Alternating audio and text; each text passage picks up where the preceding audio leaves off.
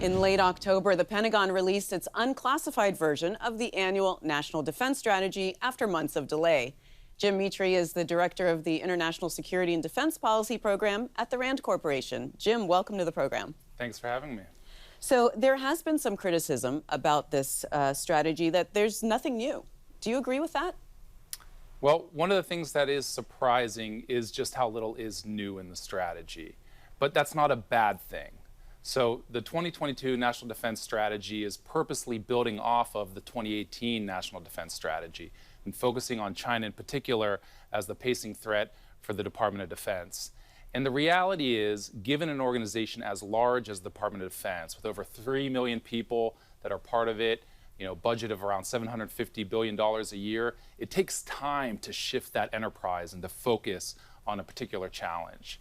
And so the fact that there's continuity allows the department to continue focus on the key challenge and make a little bit more progress getting after it. Well, that key challenge is China, as you said, and Lloyd Austin talked about that, and this is what he had to say. The PRC is the only competitor out there with both the intent to reshape the international order and increasingly the power to do so. What do you make of that, Jim? I think there's a good logical basis for that assertion, and it makes good sense for the department to take the China challenge seriously. So I support it, in terms of the focus for the Department of Defense right now. That being said, one of the things the Department of Defense is challenged with is how it's going to get after that problem in a sensible timeline.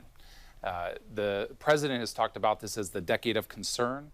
And given the emphasis on China in particular, given that there's a hot war right now in Russia, there's just a lot going on. And not just that, there's also the challenges of North Korea, Iran, climate change, pandemics, violent extremist organizations. It's just a difficult time for the department to figure out how it's going to effectively keep focus on China and get after it in a timeline that we can ensure a credible deterrent within this decade of concern. So that's what I was going to ask you, because the strategy plans to deter adversaries by modernizing and investing in new technologies. And given that it takes years for those things to deploy currently, is that reasonable?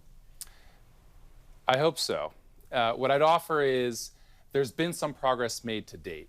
So the department has made a big effort over the last few years on trying to work more with the commercial sector to tap into some of the key sources of innovation that are happening there, particularly emerging technologies, and trying to find an application to them in a military context. So the Deputy Secretary of Defense has announced her Raider Fund, for example, which is trying to kickstart that type of activity. But what we're seeing is that the department isn't far enough along that journey yet. A lot of companies are still falling prey to what's called the valley of death, where you get a good prototype, do some experimentation, but it never quite matures into a full program of record and is embedded into the department's operational approach to the China challenge. So still a lot of work to do, but moving in a positive direction overall. Has the view of the threat Russia poses changed as a result of their invasion of Ukraine? I think so. That's a pretty significant change in the security environment. It's one thing for it to be a possibility, for it to be a concern. It's something quite distinct when that threat actually manifests itself and we have an unprovoked aggression, we have significant humanitarian toll and atrocities being committed by the Russians, not to mention now the potential risk of nuclear escalation in this conflict. So the department is taking that seriously. The defense strategy is set up well to be able to address that. So it's not such a wild card that it's shifting what the department's doing in a significant way.